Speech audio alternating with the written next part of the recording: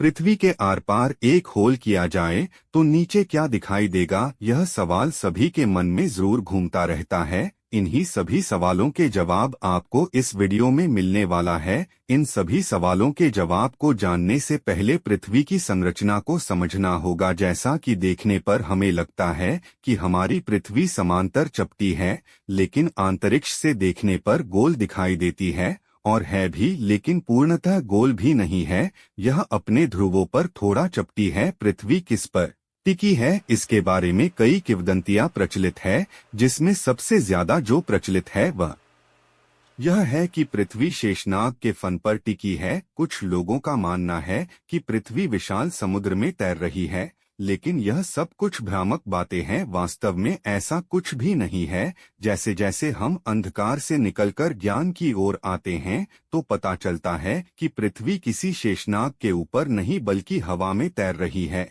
परंतु यह कहना भी गलत होगा, क्योंकि अंतरिक्ष में हवा ही मौजूद नहीं है। तो हम कह सकते हैं कि पृथ्वी ब्रह्मांड में तैर रही है और अपने गुरुत्वाकर्षण बल से बंधी हुई है। आप इसका प्रत्यक्ष प्रमाण चंद्रमा को देखकर लगा सकते हैं।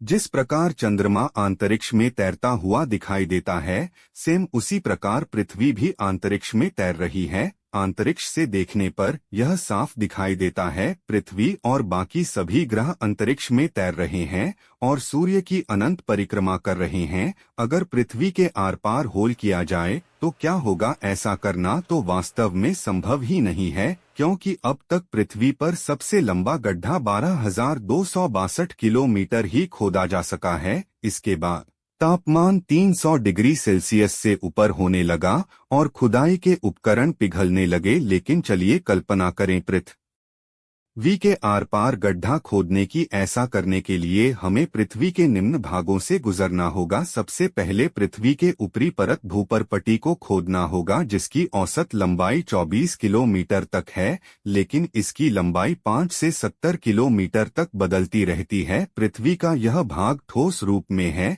इसके बाद पृथ्वी की दूसरी परत, जिसे मध्यवर्ती या मेंटल कहा जाता है, पर पहुंच जाएंगे, जिसकी लंबाई 2,890 किलोमीटर नीचे गहराई तक फैली हुई है। पृथ्वी का यह मेंटल भाग बेहद गाढ़ा गर्म लावा है। यहाँ संवहनीय धाराएं चलती है। इसे पार करने के बाद हम क्रोड पर पहुंच जाएंगे। अब हम पृथ्वी के तीसरी परत में पहुंच जाएंगे, जिसको क्रोड कहते हैं। क्रोड की गहराई 2,900 से 6,371 किलोमीटर तक है। यह भाग ठोस है, क्योंकि यहाँ दाब इतना ज्यादा है कि लोहे को पिघलने नहीं देती। क्रोड मुख्यतः लोहे और निकिल का बना हुआ है, और जब यहाँ तक पहुँच गए हैं तो हमें अब उस पार जाने के लिए फिर से क्रमश वही सभी परतों को पार करना होगा। इसके बाद हम किसी समुद्र या जमीन किसी भी जगह निकल सकते हैं, और इस प्रकार से हम देख पाएंगे कि जो हमारे ऊपर दिखाई देता है, यानी कि आसमान, अंतरिक्ष, वही नीचे भी दिखाई देगा।